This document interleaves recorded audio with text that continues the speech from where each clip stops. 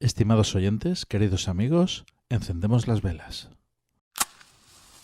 Aquí comienza el candelabro.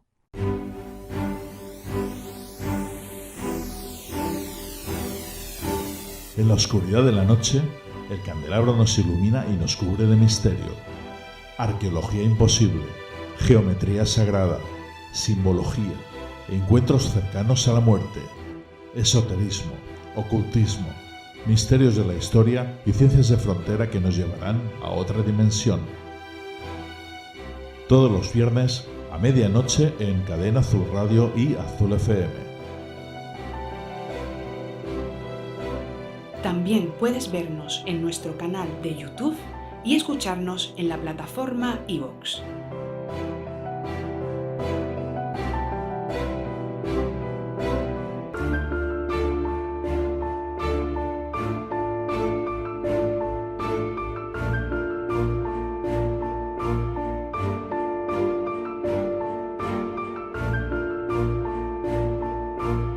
El Candelabro. Dirige y presenta Fernando Muyor.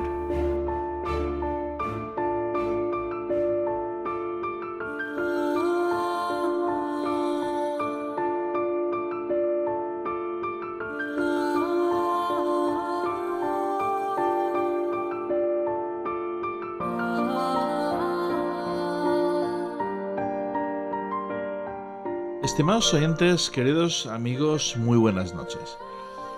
¿Quién no ha tenido nunca miedo a algo? En la oscuridad, miedo a lo desconocido, a los fenómenos extraños, al COVID o incluso a las vacunas.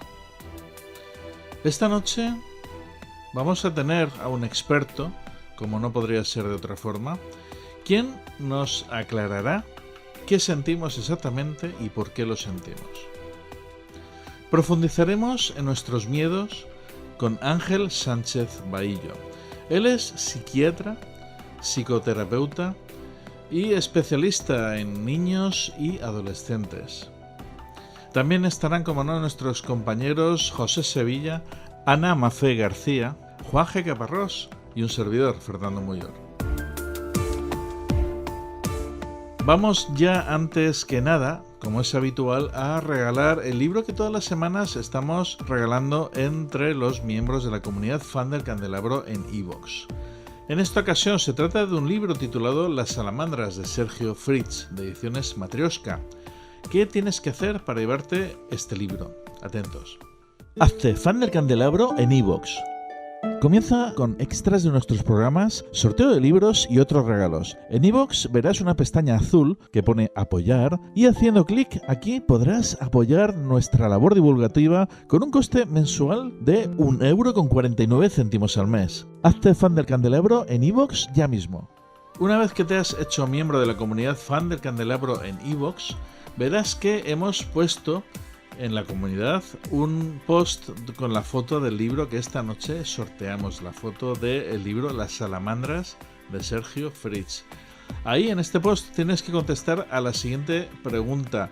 Ángel Sánchez Bahillo ya participó con nosotros en otro programa de radio, pues hará ya unos cuantos meses. ¿En qué programa fue exactamente? ¿Cuál fue su título? ¿Quiénes participaron en este programa? ¿Y en qué fecha fue? ¿En qué fecha se emitió? Quien conteste, el primero que conteste a esta pregunta, se lleva el libro. Así de sencillo. Ahora sí, amigos, vamos a pasar a nuestras secciones Pensamiento Supremo, de la mano de nuestro querido doctor Alberto Requena, y Habitación 237 con nuestro compañero y crítico de cine Antonio Rentero. Por último, la tertulia que todos estamos esperando, miedos. Comenzamos.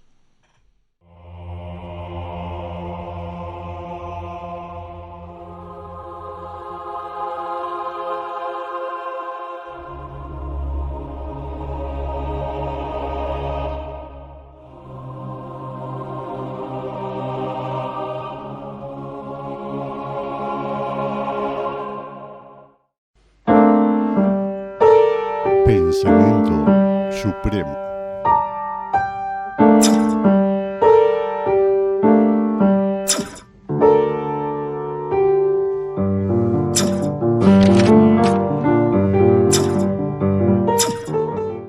Miedos. Canónicamente, miedo es una perturbación angustiosa del ánimo a percibir un riesgo o un daño real o imaginario. Es un sentimiento generalizado de los seres humanos. Unos tipos de miedo están relacionados con la supervivencia y otros son reflejos a los que se puede debilitar o responder. Íntimamente relacionado con los miedos se sitúa la ansiedad, motivada por imaginar o anticipar alguna experiencia y como consecuencia de ello, la respuesta biológica al conjunto de señales generadas como temerosas. Curiosamente, la respuesta suele ser similar, independientemente del motivo que provoque la reacción de aprensión.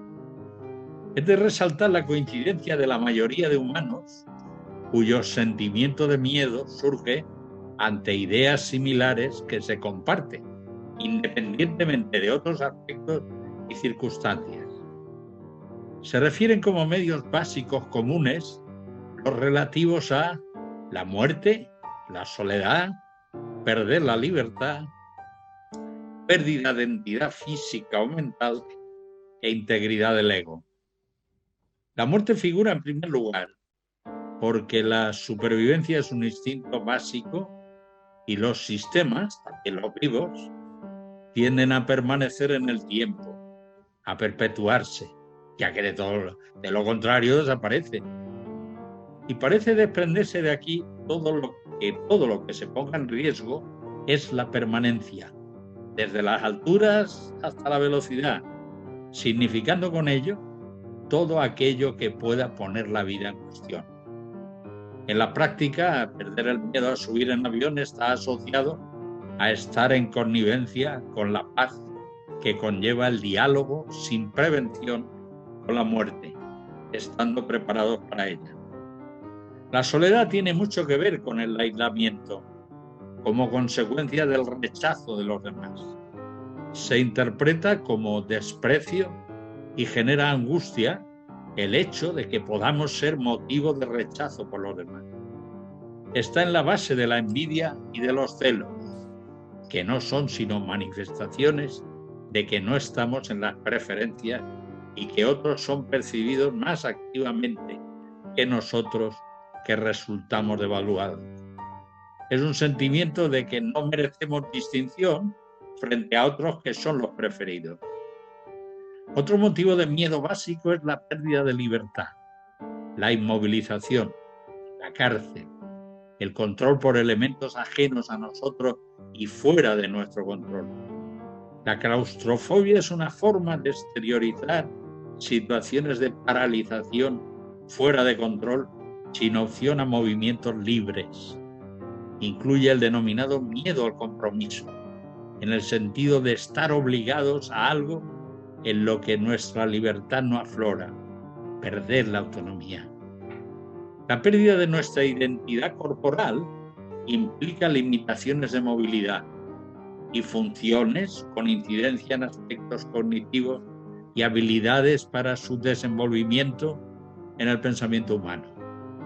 El vértigo y el miedo a sufrir daños en cualquier parte del cuerpo que se pueda poner en riesgo en alguna actividad, incluidas las fobias como puestas en límites con riesgo, tanto en procesos naturales como en el uso de aparatos mecánicos que pudieran infligir daños. La integridad del ego, motivado por humillaciones, momentos rechazables, repudiables, que incluso pueden atentar la entidad corporal o mental, perfilan la entidad del ego. El miedo a hablar en público forma parte del perfil de afectación del ego, como también la intolerancia o el fanatismo con el que se trata algún aspecto propio por un ajeno. Son atentados al ego. Las distintas etapas de la vida afloran determinados miedos que van evolucionando desde la infancia hasta la vejez. Los miedos y temores se refieren como normales en los niños entre 3 y 9 meses. La ansiedad ante el extraño, En los niños pequeños los miedos a acontecimientos fantásticos, oscuridad, a que otros niños se rían de ellos. En los adolescentes a no ser aceptados y los relativos a la sexualidad. Siempre estos miedos tienen una función de adaptación y reflejan los cambios que tienen lugar en nosotros conforme maduramos. Gran parte de los aspectos generales de estos miedos están entre la panoplia de elementos que atienden las religiones, que lo traducen en miedos universales ampliamente compartidos. Los psicólogos aportan alternativa como tratamiento, aunque lo importante es la identificación de las causas y los efectos con objeto de lograr controlarlos, con o sin la ayuda de profesionales. Lo más importante es encontrar el fundamento de los temores, que sin duda es la forma de poder acometer la tarea de erradicarlos. Esta es la forma de incluirse en el pensamiento supremo.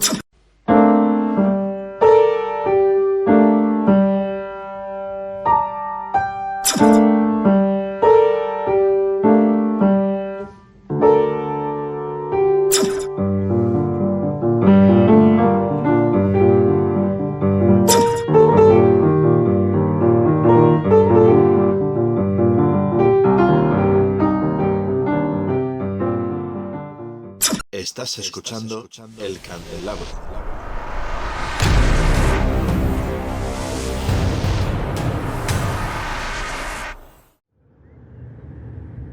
Habitación 237.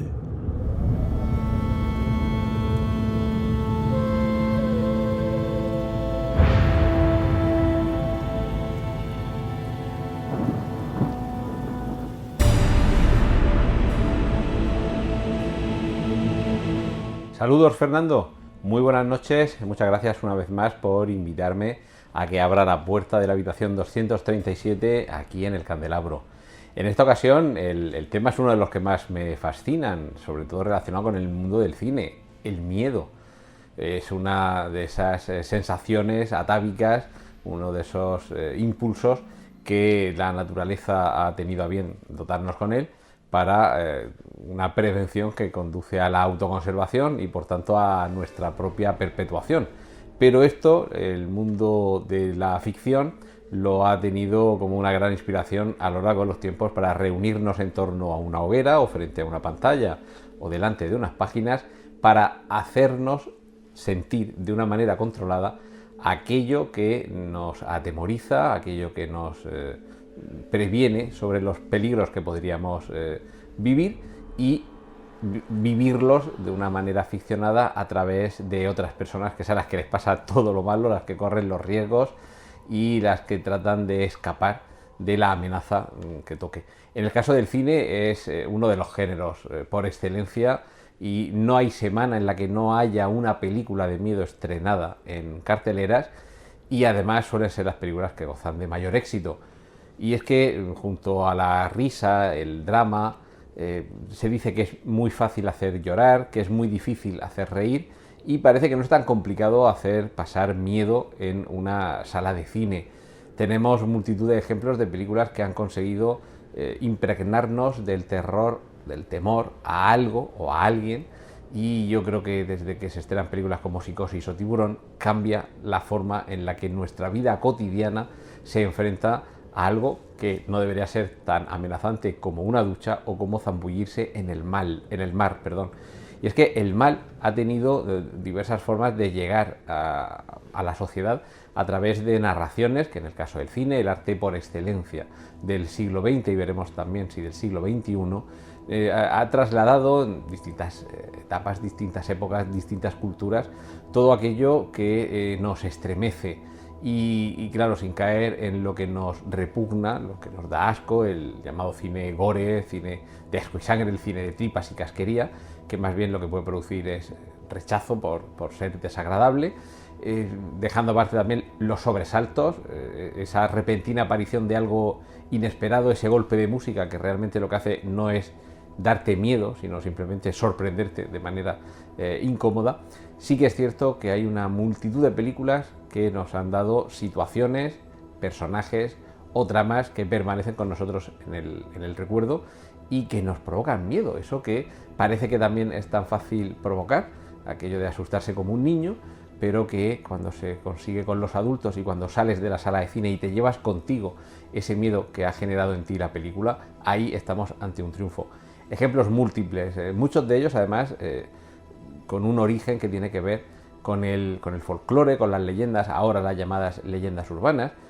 Recientemente se ha estrenado una continuación de Candyman, ese personaje que trataba en los años 80 de meternos el miedo a ponernos delante de un espejo, repetir 5 veces su nombre y a través de esa fórmula invocar a lo que en otros tiempos habría sido una bruja, un demonio, en un entorno más bien agreste, y aquí lo tenemos en un ambiente urbano, con lo cual vemos como la propia evolución de la historia, de la sociedad, nos va dotando de nuevos mitos, de nuevos iconos, y entre ellos serían múltiples, no vamos a hacer ahora una gran enumeración, pero junto al psicópata asesino, junto a aquel ser, aquella presencia que se convoca desde el más allá, son múltiples las familias de estas criaturas, de estos personajes, unos más o menos creíbles, por fantásticos o por apegados a la realidad, unos más o menos capaces de dotar de terror al espectador, porque puede imaginar que en su vida real pudiera suceder algo así, y otros que evidentemente sabemos que pertenecen al mundo de la imaginación y de la fantasía, y que en nuestro mundo real, tangible, de leyes físicas y en las que lo sobrenatural parece estar vedado, lo más normal es que no nos encontremos con ellos, pero con todo y con eso nos siguen proporcionando miedo.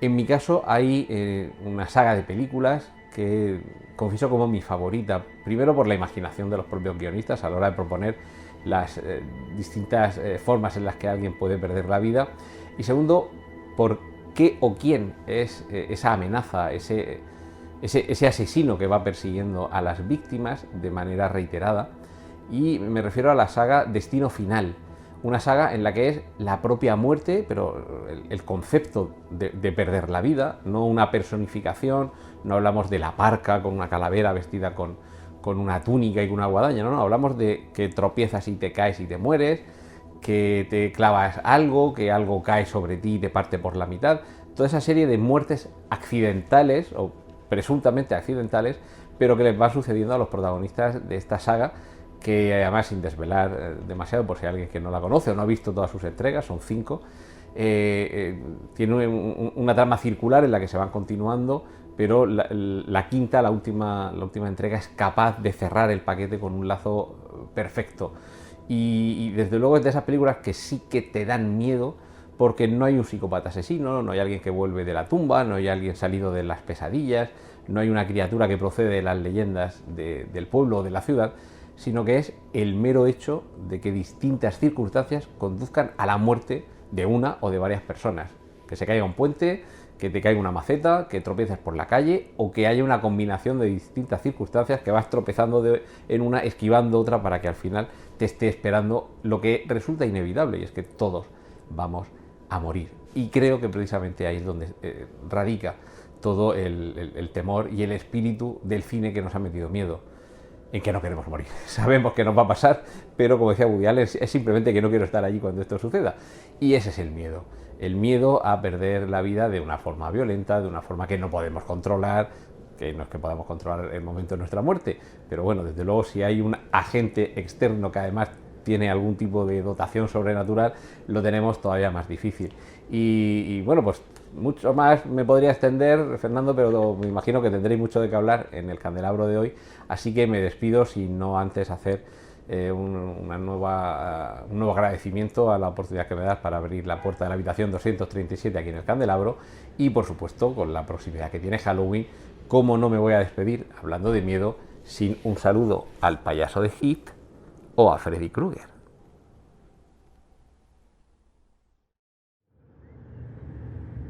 Habitación 237.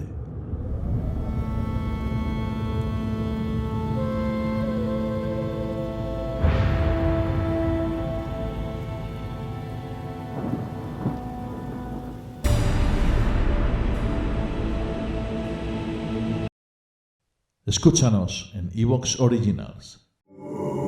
El miedo es una sensación de angustia provocada ante la presencia de un estímulo peligroso real o imaginario. Un ejemplo puede ser ante la incertidumbre frente al futuro o una situación desconocida. En casos más extremos se puede presentar como una sensación de alerta constante que ocasiona, en muchos casos, ansiedad. ¿Es lo mismo tener miedo, pánico o ansiedad? Los miedos más comunes son los causantes de los grandes desequilibrios psicológicos en los seres humanos.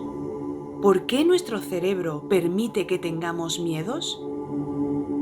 Es conveniente analizar en profundidad los factores involucrados en cada tipo de miedo para aprender a controlar la reacción que nos lleva al descontrol emocional e incluso físico. ¿Cuáles son los miedos más comunes?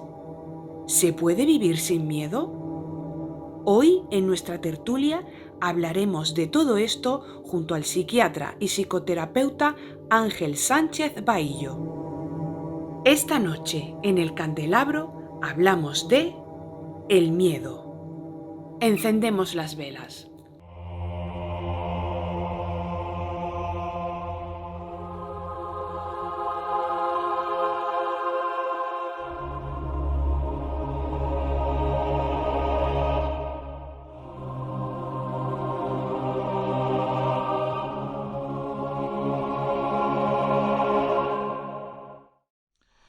Estimados oyentes, queridos amigos, muy buenas noches y bienvenidos una noche más aquí en el candelabro.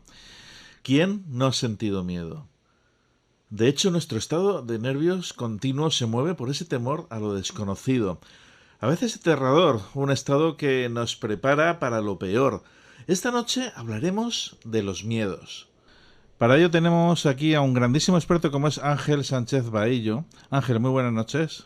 Buenas noches, Fernando. Y bueno, aparte del equipo del programa, José Sevilla, muy buenas noches. Muy buenas noches. Ana Mafé García, muy buenas noches, Ana. Muy buenas noches, Fernando. Muy buenas noches, equipo. ¿Cuánto tiempo? Sí, con ganas ya de estar con todos tus radioyentes y disfrutando del calor del conocimiento de estos colegas.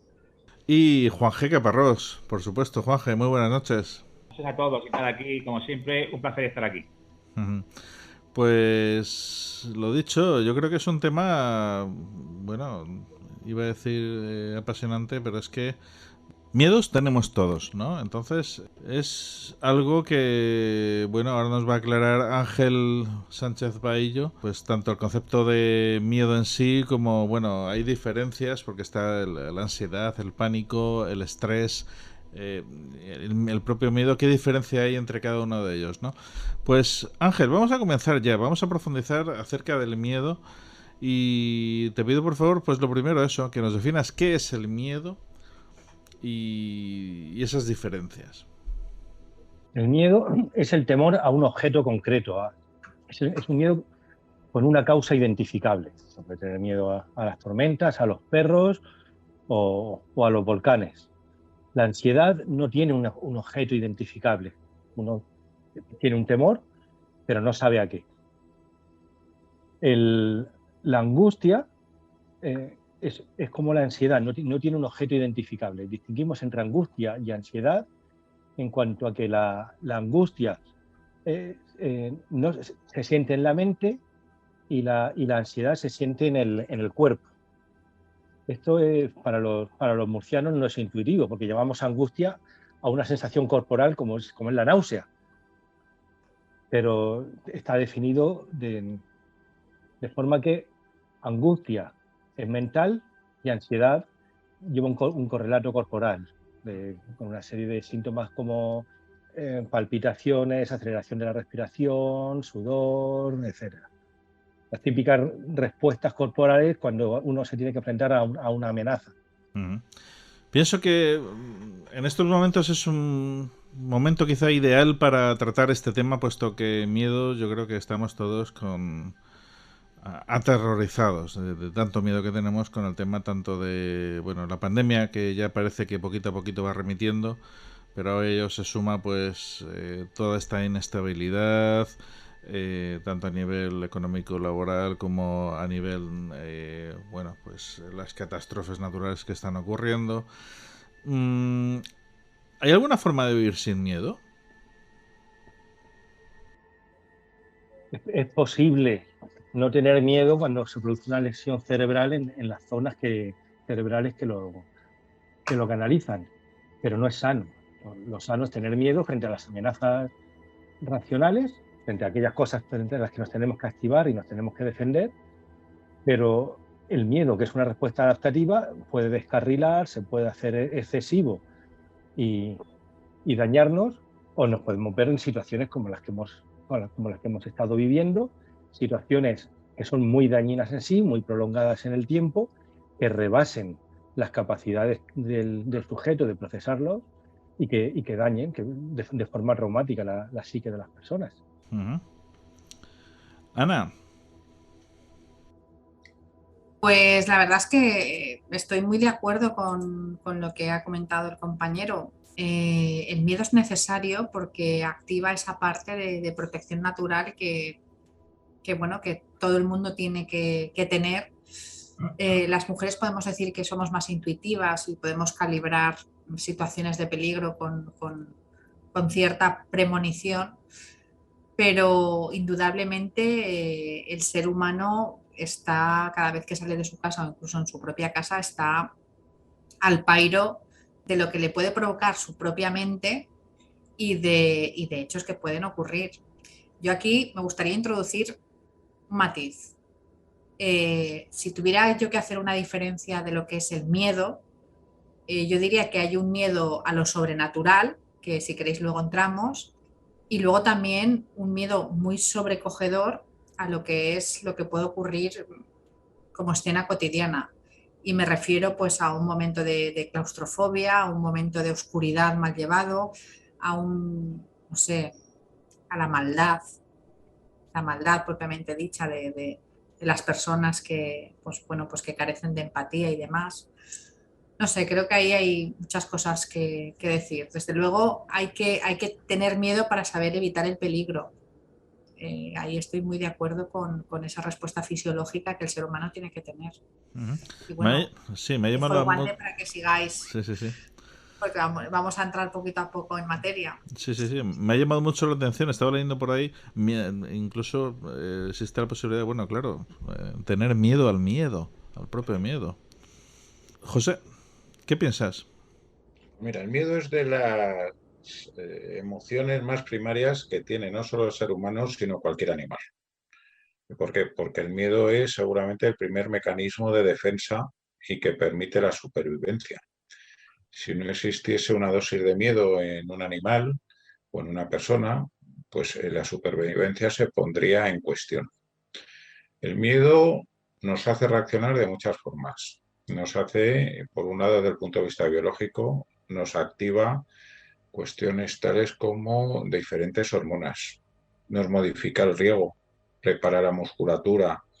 Es decir, es una herramienta básica para la supervivencia. La cuestión viene porque en la sociedad actual nos encontramos con que los medios básicos o más primitivos han sido superados ya, afortunadamente, al menos en Occidente o en una sociedad relativamente estable y tranquila como la española. Y el problema que tenemos es que entre los medios de comunicación, las redes sociales, la política, parece ser que lo que se busca es que vivamos en un estado permanente de miedo y de angustia. De tal manera que mientras tengamos miedo vamos a ser mucho más fácilmente más manipulables y vamos a ser relativamente más dóciles en las manos de aquellos que quieren meternos miedo. Pero el miedo es una emoción absolutamente necesaria. Y que en aquellas personas que tienen un problema importante desde el punto de vista fisiológico, como bien ha dicho Ángel, un problema cerebral en el cual no tienen esta percepción, pues normalmente la gente acaba sufriendo accidentes de una manera, acaba falleciendo relativamente joven. Lo importante no es no tener miedo, sino saber dominarlo. Hay una frase de John Wayne que habla sobre el valor en una película. Y le preguntan, ¿qué es el valor? Dice, el valor es estar aterrado hasta la muerte, pero así todo ensillar tu caballo y salir hacia el horizonte. Es decir, el miedo es absolutamente necesario. La clave y donde se demuestra la humanidad y la fortaleza de la persona es en la manera de poder controlarlo. Y por otro lado, ahora mismo pues estamos viviendo en la sociedad del miedo. Hace 300, si hablamos, por ejemplo, del siglo XIV con el siglo XV, con la peste negra que se llevan a la mitad de la población europea, si les contásemos el temor que hemos tenido en nuestros tiempos, pudiendo trasladarnos, ¿no?, a una persona de aquella época, seguramente las carcajadas hubieran sido absolutas, porque para ellos la vida se perdía y la vida tenía otra serie de condicionantes y asumían una serie de riesgos que nosotros no estamos dispuestos a asumir. Podemos poner un ejemplo de algo hasta qué punto el miedo, la sociedad, se nos están infundiendo nuevos miedos creados.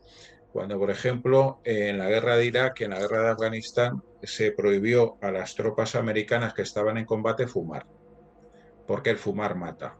Y el miedo al tabaco y el miedo al cáncer. Con lo cual, decirle eso a unas tropas que estaban en operaciones en mitad de una guerra, pues vemos que deja de tener un poquito de sentido. Pero el miedo es una emoción importante, absolutamente necesaria, y con lo que tenemos que lidiar es cómo controlarlo. Juanje.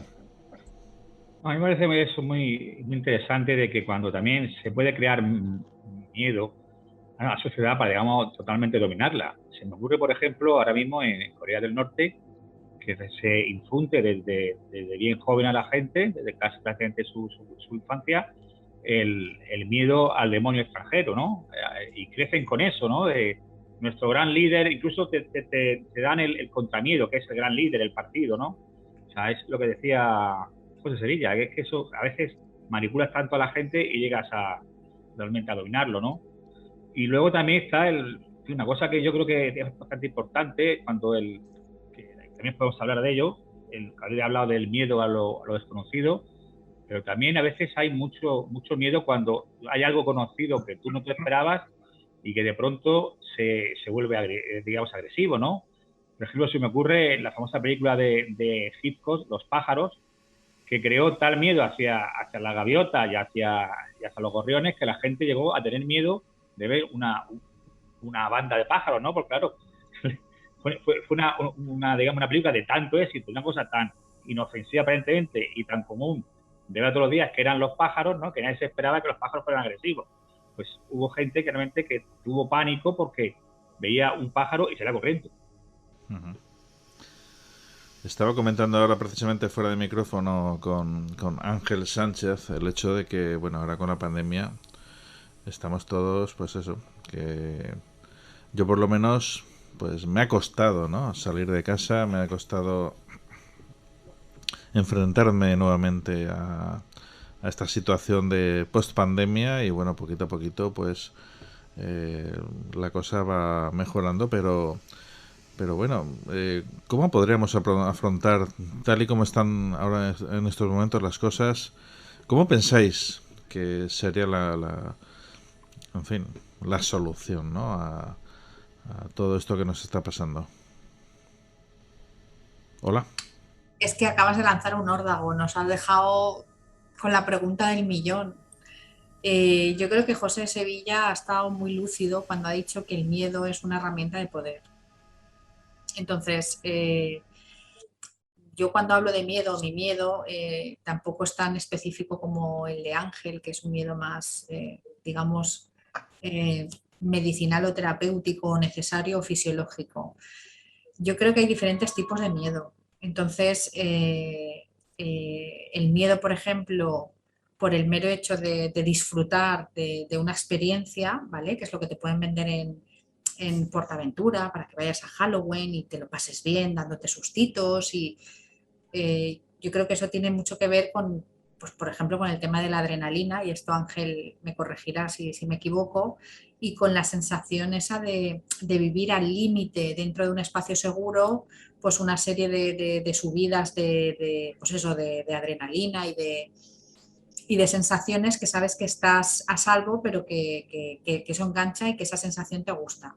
Entonces, ese miedo lúdico, yo creo que a lo largo de la historia de la humanidad pues, se ha desarrollado pues, a través de la literatura, a través del cine e incluso a través del ocio.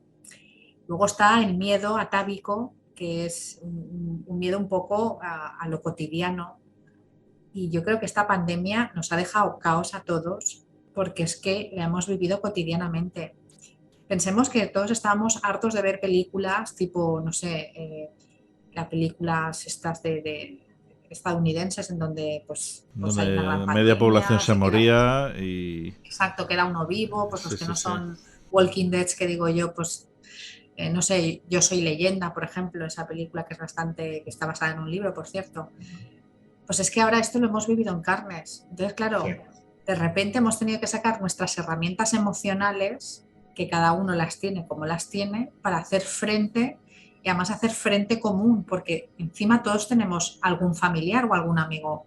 No es que seamos casos aislados, ¿sabéis lo que os quiero decir? O sea, que todos tenemos contacto con más gente. Entonces, yo, por ejemplo, he visto el miedo de mi madre, que es diferente al miedo que he tenido yo, que es diferente, por ejemplo, al miedo de una compañera de trabajo, que os lo prometo, que a fecha de hoy ha salido del ERTE, pero ha dicho que por favor, que a partir de ahora quiere seguir trabajando en su casa. Y esto es así, o sea, y se le ha hecho un contrato de teletrabajo, pues porque todavía tiene miedo a salir y a ver qué pasa. Entonces, gerenciar todo esto es muy difícil, Fernando, porque cada uno tiene una realidad muy íntima y unos zapatos propios que le llevan a un punto que aquí café para todos no hay, pienso yo. Ángel. Sí, yo quisiera puntualizar aquí la diferencia entre un miedo que manejamos nosotros, mejor o peor, o incluso que nos llega a manejar y nos hace actuar automáticamente y huir de situaciones en las que tiene sentido huir o en las que no es la mejor respuesta no es huir, pero de manera puntual, y la situación que hemos vivido que puede ser traumática, en la que no es que la persona actúe mal, es que el psiquismo se desorganiza. La persona puede dejar de poder pensar adecuadamente sobre la amenaza, deja de recordar el problema y pasa a reexperienciarlo en forma de pesadillas, en forma de flashbacks, y entramos en un estrés postraumático, en una situación traumática, donde aparte de una serie de síntomas, lo que llama la atención es la desorganización del psiquismo y la dificultad o imposibilidad de construir un discurso coherente acerca de qué es lo que ha producido el miedo, qué es lo que ha producido el daño. Y en relación con esta situación del coronavirus, hay muchas personas que lo han vivido de forma traumática, que se han desorganizado y que no pueden funcionar como funcionaban antes, no pueden funcionar con normalidad.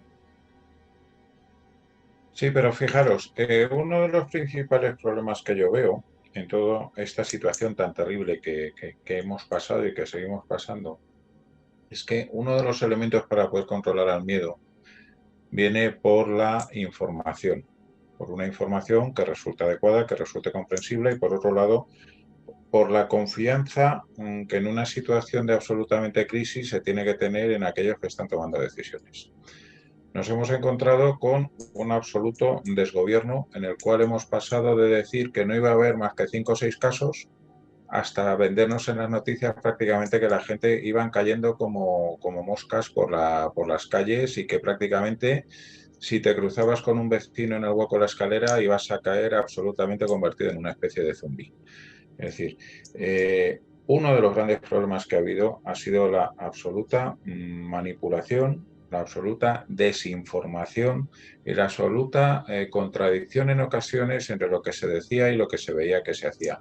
Y por otro lado se ha generado también un miedo en la sociedad occidental y en España en particular, que era el miedo a la escasez. Eso de que no hay vacunas, cuando iba la gente corriendo pensando que no va a haber vacunas suficientes, que vamos a empezar por los ancianos, que no va a haber para tal grupo, que no va a haber para tal otro, que no hay mascarillas. Recordar las cosas, por ejemplo, con el tema de las mascarillas, que se nos vendía como la única solución y se llegaban a vender las mascarillas de papel, las quirúrgicas, a 5 y 6 euros la unidad, cuando es un producto que no vale más allá de 15 céntimos.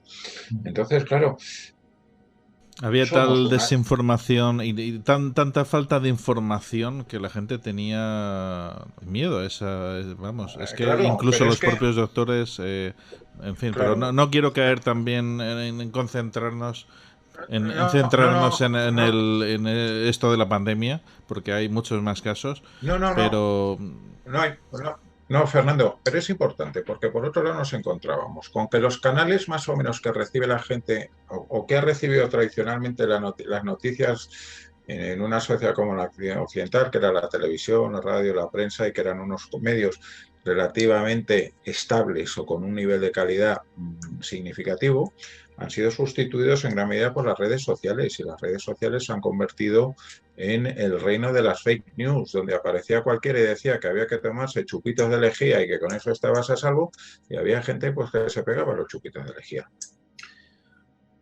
la verdad es que Y así, que han acabado. Entonces, efectivamente, para tienes una sociedad, miedo para una sociedad, porque no sabes por dónde tirar. Y dices, bueno, pues... claro, claro, pero para una sociedad que no tiene un nivel cultural o una madurez, ya sea política, ya sea cultural, ya sea en la cual se delegan la toma de las decisiones en otras personas y no se asumen las propias responsabilidades, si se encuentra con este absoluto bombardeo de noticias de todo sentido, unas contra otras y tal, generas un desconcierto, y el desconcierto genera miedo. Cuando el miedo se hace más evidente es cuando se produce una situación de desconcierto y en el cual cada uno anda corriendo como un pollo sin cabeza, por ejemplo. Entonces, además, ¿qué diferencia hay entre entre el pánico y el miedo? Porque yo creo que el pánico es un miedo descontrolado, ¿no? No sé, por ejemplo, a mí se me ocurre en estas películas famosas que van a entrar en combate y los más veteranos de guerra dicen, tranquilos, que miedo siempre se pasa, ¿no? Por ejemplo, cuando el pánico, pues yo qué sé, pues hemos visto muchas veces de la gente corriendo. O sea, ahora mismo se puso muy de moda en Semana Santa, hace 2 años, en Sevilla, que la gente empezaba a hacer un juego peligroso que era una estampida, ¿no? Como que a dar miedo de que algo pasaba, y la gente entonces se iban como una bola de nieve y pasábamos de que corrieran 100 a correr 1000, de 1000 a 2000. Se creaba en un estado de pánico en ese sentido, un miedo descontrolado porque algo grave, digamos, estaba pasando. Y hubo gente que se cayó, en fin, que por eso digo que no sé, quizás está muy bien eso que ha dicho José María, de que el pánico es el miedo un poco desbordado, ¿no? Lo de ir un pollo sin cabeza, ¿no? Y luego está mejor el miedo, que siempre lo tiene, pues por ejemplo, pues yo qué sé, desde, he dicho, un veterano de guerra hasta un torero por ejemplo, pero digamos que lo controla o lo domina más. Yo lo veo así, vamos. A nivel social, yo creo que es importante tener en cuenta que con el problema este del coronavirus lo hemos vivido con una crisis de liderazgo muy importante, no solo en España, en Estados Unidos, en Reino Unido. Hemos tenido una serie de líderes que hace 20 años eran impensables. Y cuando no hay un liderazgo adecuado, cuando un niño tiene miedo y no tiene cerca una madre, un padre que lo contenga, la cosa se descontrola. El pasar miedo nos ha, como quien dice, también desnudado, ¿no? Y hemos visto cómo realmente es la persona que tenemos a nuestro lado, ¿no? Tanto amigos, amistades, como gente con la que trabajamos, gente con la que solemos hablar todos los días. Los hemos conocido de verdad, pasando este miedo, ¿no? Y bueno, imagino que más de uno se habrá llevado una sorpresa. ¿El miedo es siempre negativo? No. No, el miedo puede ser es una emoción que puede resultar positiva, y en las situaciones más graves, pues como ya he dicho antes, es un mecanismo de supervivencia. Otra cosa es que la clave es controlar el propio miedo, pero el miedo es absolutamente imprescindible para el ser humano. Si no existiese el miedo como especie, no hubiéramos durado absolutamente nada. De hecho, hay veces en que hay personas que... Vamos a poner un ejemplo. El tema de la inconsciencia, de la gente que se pone a hacer el típico selfie al lado del precipicio.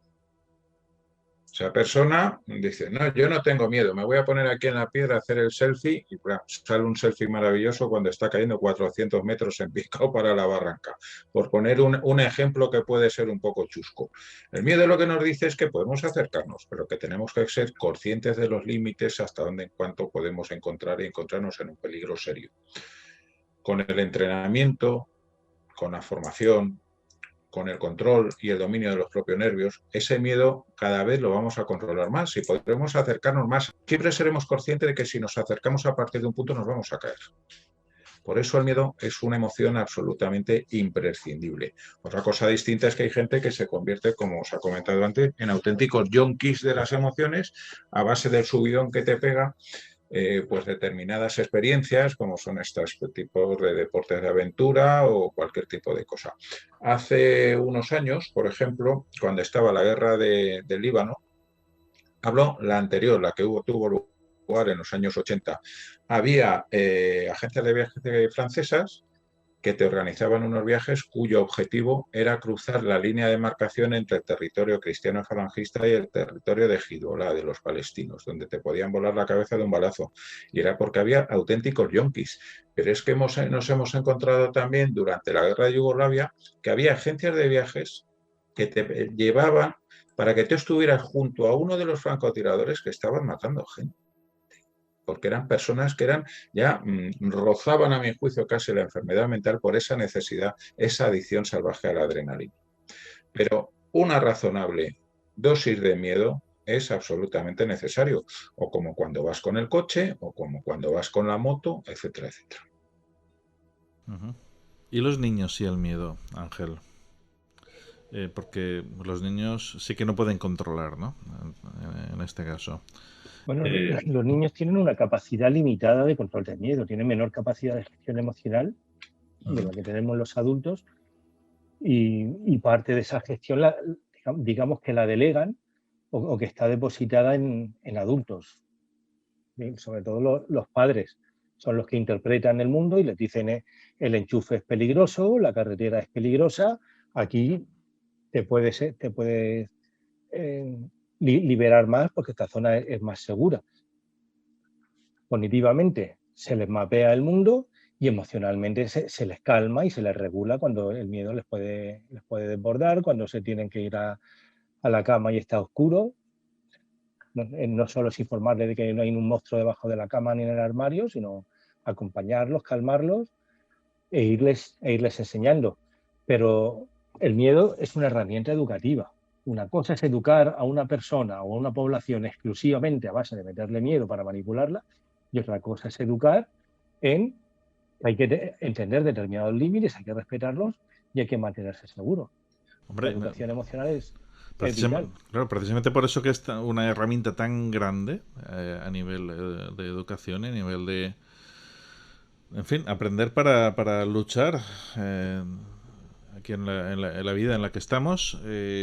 ¿No se le debería dar mayor importancia en cuanto a la educación, en cuanto a la formación? El miedo es muy importante para la educación y creo que un problema que tenemos ahí es que se ha abusado tanto del miedo con vistas a manipular tanto a niños como a poblaciones, que hay una corriente opuesta que dice que el miedo es malo, que no hay que meter miedo nunca y tan malo es un extremo como el otro. Hay que buscar el término medio, hay que buscar promover el desarrollo del autocontrol, de la autonomía y de la racionalidad. A eso me refiero. Ana. A mí en este punto me gustaría introducir los cuentos infantiles. O sea, creo que Ángel está dando en el clavo. Y voy también un poco a lo que ha comentado antes José, ¿no? O sea, el miedo, lo interesante como adultos es reconocerlo, simplemente para poder afrontarlo y ya está. Y hablo del miedo en general.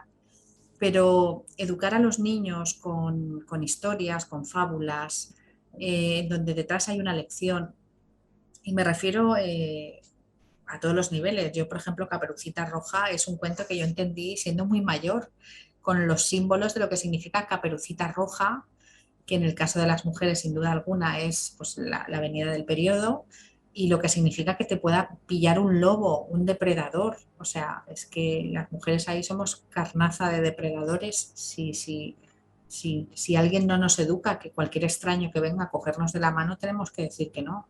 Entonces, esa parte de miedo que existe, o los cuentos de Hansel y Gretel, la bruja, ¿os acordáis? Claro, imaginaos la cantidad de depredadores infantiles que hay que van a los parques a nutrirse de sus víctimas. Pues si esos nenes no se les ha contado un cuento y no se les ha explicado por ese laissez-faire estúpido de que pues, el niño ya aprenderá. No, es que estoy súper de acuerdo con Ángel. Hay que contar estos cuentos y hay que enseñar a los nenes que tienen que tener miedo a lo desconocido, en el sentido estricto de que eso desconocido puede estar siendo una encarnación del mal más absoluto. Y esas cosas que antes pues, podíamos hacer nosotros, que somos una generación que ha jugado en la calle con balones, que yo he jugado en mi pueblo, ahora esto desgraciadamente en las ciudades prácticamente no existe. O sea, o el nene está súper monitorizado o que no juegue solito porque Dios sabe lo que pueda pasar. Entonces, yo creo que el miedo en la sociedad nuestra, y esto me gustaría que Juanje, como hombre sabio, indujera un poco este tema. Yo creo que los miedos han cambiado, evidentemente, en lo que es el ser humano, pero sobre todo la sofisticación del mal que tan claramente sale, como muy bien ha explicado José Sevilla, en los medios. Yo creo que eso todavía nos hace tener más miedo a cosas que antes eran como casi te diría yo que impensables. Pues yo como mujer me daría miedo ahora mismo quedarme en un ascensor encerrada con un hombre que no conozco de nada. O sea, esa sensación de incomodidad yo la tengo. ¿Por qué? Pues porque como me han inflado a ver películas de asesinos que descuartizan a mujeres en sitios insospechados, pues claro, esa familiaridad del entorno, del lugar, de la claustrofobia. Yo creo que ahí la sociedad como educadora, yo creo que ahí ha patinado muchísimo. No sé, Juanje, ¿tú no piensas que se ha hecho una especie de culto a lo macabro y a...? Justamente lo que hablamos de eso.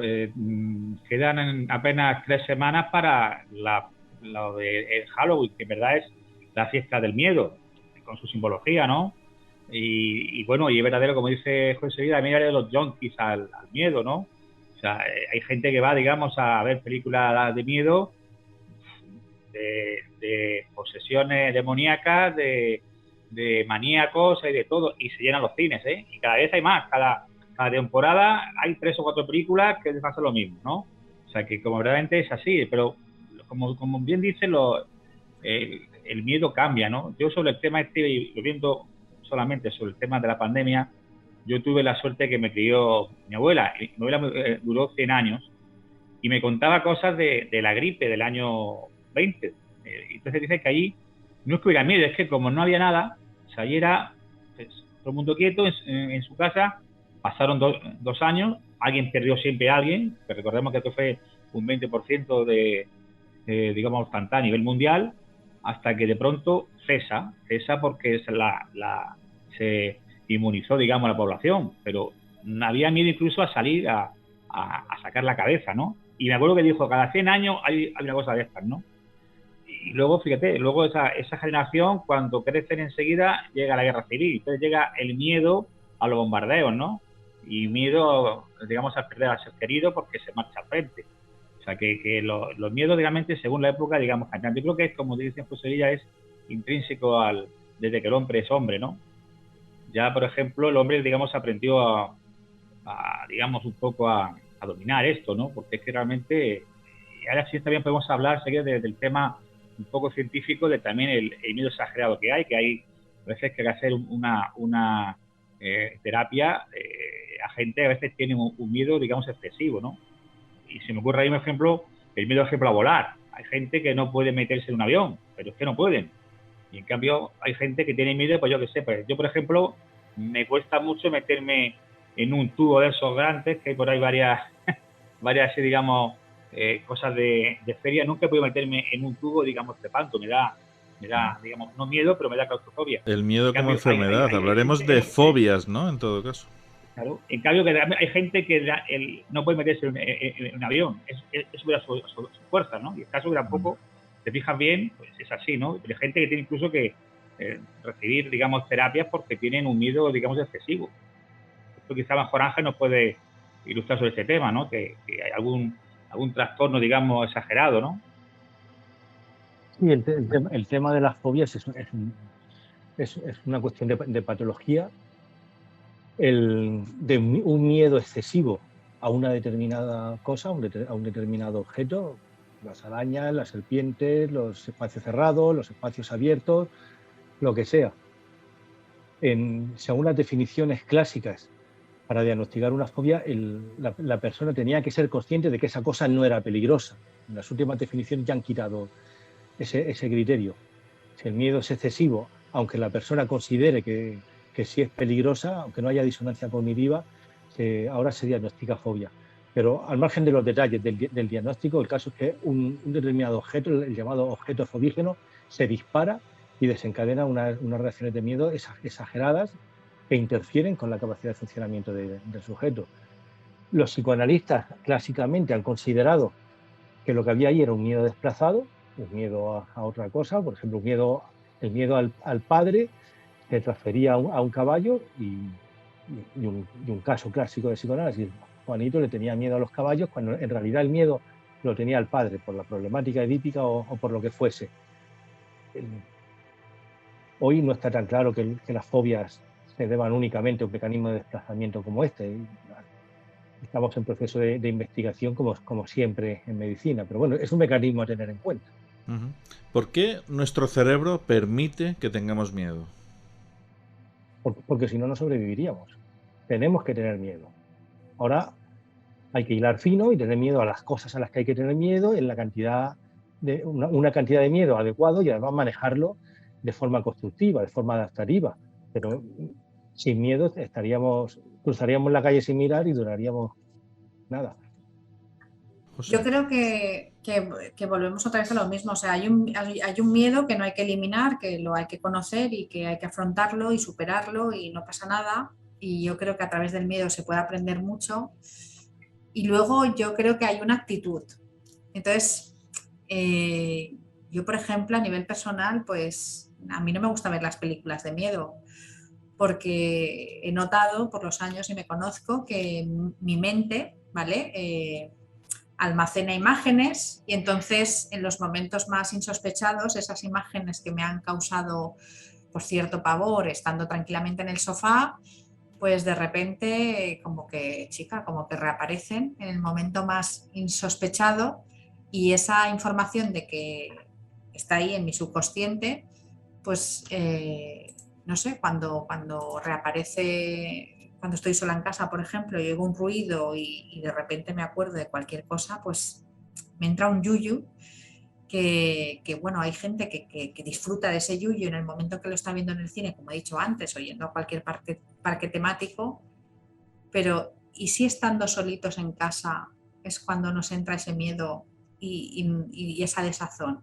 O sea, ahí yo lanzo la pregunta, tanto Ángel, José como Juan G. O sea, ¿qué hacemos cuando de repente estamos tranquilitos y como que nos entra la felusera de que, no sé, de que pues, la alguien casa nos está oscura, observando? Tengo que salir y oigo un ruido. Pasa ahí.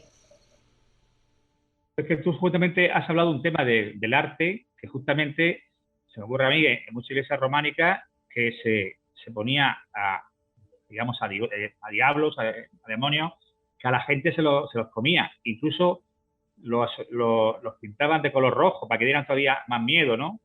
O sea, que se infundía miedo, ¿no? En este caso, porque diciendo, si te portas mal, si no sigues los preceptos del cristianismo, vas a acabar así, ¿no? O sea, que es que justamente el arte es una cosa que siempre se ha, digamos, manipulado o se ha hecho para tener miedo o para tener presente un poder, ¿no? Y luego, pues realmente a veces surgen cosas que no te esperas, por ejemplo, y bueno, se me está ocurriendo, yo como sabéis trabajo en un banco y he tenido varios atracos. A mí personalmente pues no tuve suerte, pero había compañeros que no podían salir a la calle, tenían miedo. Tuvimos que acudir, digamos, a un psicólogo porque realmente tenían miedo incluso de ver a los atracadores por la calle. O sea, que a veces el miedo surge sin que tú, digamos, te lo esperas de algo, digamos, cotidiano y que de pronto pasa a ser terrorífico. Pero también está presente lo que a cualquier ruido, cualquier movimiento, cualquier sombra, siempre eso es así. Yo personalmente, cuando era bien pequeña, me contaron una historia, que si luego me deja Fernando la contaré Sí, al por final, supuesto, claro. que desde entonces, cuando estoy en la cama, me da miedo bajar la mano. O sea, imagínate, o sea, es una sensación y soy consciente, y fíjate que ya tengo cierta edad, y yo digo, qué puñetera es la mente, cómo puede ser tan retorcidilla que cuando me toca viajar y sola a los hoteles y demás, pues yo rezo en mi habitación y digo, Señor, por favor, que no aparezca nada ni nadie. No quiero oír ningún ruido, quiero estar totalmente en paz con el lugar y con todo. O sea, lo digo con cariño, yo no soy miedosa, me considero una persona más bien arrojada porque he viajado muchísimo y además a lugares así un poco complicados como Jerusalén y demás. Y no tengo miedo, pero hay un rollo a lo sobrenatural que en los momentos más íntimos parece que como aparezca, no sé, contar vuestras experiencias si las tenéis. Igual no sois miedicas, igual aquí la única gallina soy yo, pero no sé. Pero mira, has introducido una cosa, hablar del miedo a lo sobrenatural. De las cosas que más miedo dan, ya sea un niño o un adulto, es lo desconocido. Si se conoce el riesgo al que se va a enfrentar una persona, pues esa persona puede estar aterrado porque sabe que le va a pasar algo terrible o porque se le escapa o lo que sea, pero va a reaccionar de una manera diferente, que puede estar basada en su conocimiento, en el entrenamiento, en lo que quieras. Por poneros un ejemplo. Una de las misiones de la Policía Nacional o de la Guardia Civil, que para mí es una actuación absolutamente heroica, es, por ejemplo, los desactivadores de explosivos. Un desactivador de explosivos, cuando se enfrenta a tener a un posible paquete bomba, por ejemplo, tiene miedo, pero suple ese miedo con su entrenamiento, su formación y su experiencia. ¿Qué pasa cuando oyes tú el famoso ruido que estás solo en casa o que se cae algo, un crujido y tal? Pues que la mente empieza a elucubrar. Madre mía. Y normalmente lucubra muchísimo más de cualquiera de las cosas que pueda haber. Por mucho que tú digas, es el cambio de la temperatura del Parque de las Cañerías o lo que sea. Prácticamente la persona, si además tiene una mente especialmente fantasiosa, prácticamente piensa que va a tener allí a la niña del exorcista escondida debajo de la cama y que si cae la mano va a tirar de ella para adentro, ¿no? Y va a pasar un mal rato. Entonces, es lo desconocido y la incertidumbre lo que nos puede paralizar. Siempre en los periodistas que tratan, por ejemplo, del tema OVNI dicen, bueno, es que ahora la gente lleva una cámara de 5 o 10 píxeles en el bolsillo y tal. Dice, a nadie se le ocurre sacar una foto buena si ve allí algo que dice que es un humanoide, que no sé qué, que no sé cuánto, que se le cruza, el Sasquatch, el Yeti o lo que queráis. ¿Por qué la gente no lo hace? Pues vamos a suponer que realmente aparece, vas de noche con el coche, se te cruza un platillo en mitad de la carretera y te salen allí media docena de cabezones. Si tú llevas el teléfono en el salpicadero, oportunidad única. Pues sencillamente porque te quedas paralizado ante lo desconocido. Si se tratara de una persona que espera que le va a salir una cosa de esas, ya iría preparado con el dedo en el botón para tirar una foto. Pero sí, como sí, es algo desconocido e inesperado, te quedas paralizado. Bueno, esto pasa con la ufología, con el más allá, que bueno, las fotos típicas, ¿no? De que echas una foto y tiene tan buena calidad que nadie se cree que sea algo auténtico. Y las que son así un poco borrosas y tal, dice, no, esta no la damos por no válida porque no se ve casi nada. O sea, al final... Pues, pero sí, efectivamente... Pensar, por ejemplo, en lo que hablamos de lo desconocido, que es uno de los grandes problemas que ha tenido la pandemia, que era algo nuevo. Lamentablemente, todos los años mueren más personas en España por cáncer, por enfermedades cardíacas o por cualquier otro tipo de cosa que las que han fallecido de la pandemia. Pero esas enfermedades las damos por asumidas. Nos pueden generar una angustia, un miedo a padecerlas o lo que sea, pero como sociedad no nos generan esa ansiedad, mientras que esto, que era una cosa nueva, pues nos ha puesto a todos patas arriba. Es que hasta este momento lo veíamos en las películas. Y ahora lo hemos Es verdad visto en que nuestras el propias tema casas, ¿eh? Y luego yo quisiera el volver. esquema era desconocido porque era, digamos, invisible, ¿no? O sea, no, yo qué sé, cuando ves algún peligro, pues yo qué sé, en este caso, pues se me ocurre, por ejemplo, la guerra, un bombardeo, pues oyen las sirenas, oyen los aviones, pero en este caso es que era algo desconocido, es que era, como bien decir, que es que te decían que si salías a la puerta a ver al vecino, es que estabas en peligro de muerte. O sea, es que realmente era así, era algo desconocido, algo que nunca habíamos pensado que iba digamos, a pasar, ¿no? Cuando ha pasado, ya he dicho, cada 100 años, cada 150 años hay una pandemia de este tipo, ¿no? Sí, y cada vez que salías a la calle, pues eso, a rezar que algún miembro de tu familia no viniera con el virus, ¿no? Porque puedes tú cuidarte mucho, pero Mira, esa posibilidad siempre está. Ahora que hablas de rezar y demás, bueno, como sabéis, he tenido que cultivarme bastante en el tema de la Biblia para hacer mi doctorado y dentro de lo que era los estudios lingüísticos hice un estudio de la palabra miedo, ¿vale?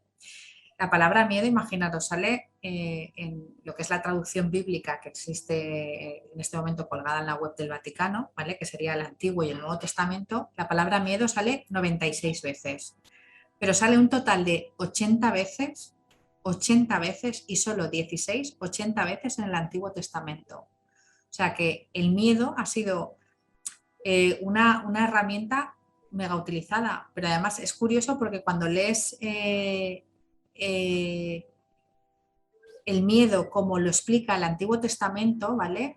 El miedo era como algo temeroso, algo que tienes que tener miedo para, ¿cómo te diría yo? Como que si tienes miedo, pues igual no actúas mal y no eres castigado, ¿vale? El miedo era algo súper vinculado al castigo. Y bueno, pues además se habla de temblor, de estremecimiento, o sea que cuando se lee la Biblia en ese aspecto, era un miedo que nuestros hermanos judíos o nuestros hermanos mayores judíos lo tenían muy claro.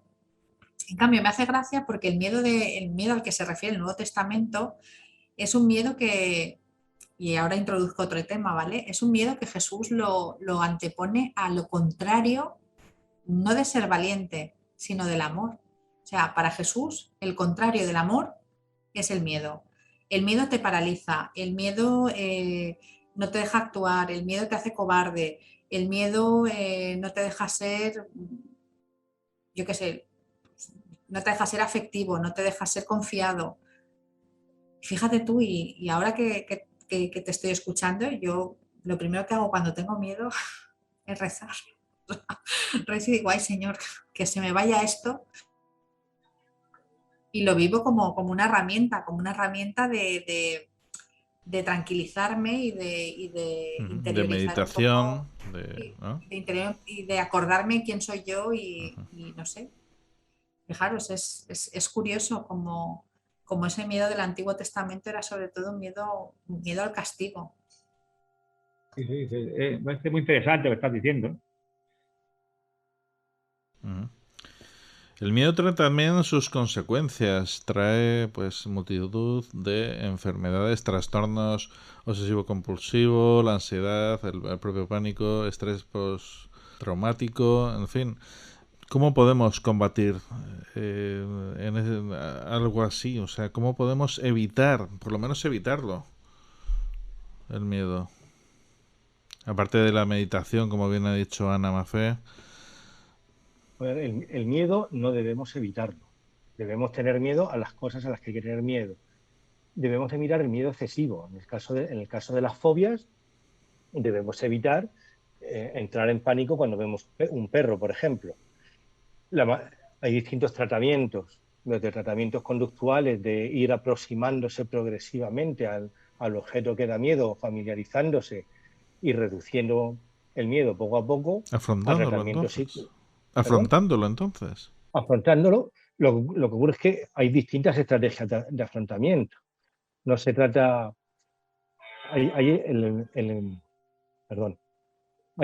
el afrontamiento frontal, brutal, que es el niño que tiene miedo a nadar, lo tiramos a la piscina y que nade o se ahogue, y hay afrontamientos progresivos, donde te vas acercando poquito a poco a aquello que te da miedo. A lo mejor si te da mucho miedo, empiezas por acercarte en la imaginación o a través de una foto, y conforme vas dominando determinado grado de dificultad, lo vas aumentando el nivel de acercamiento. Ese es el enfoque conductual.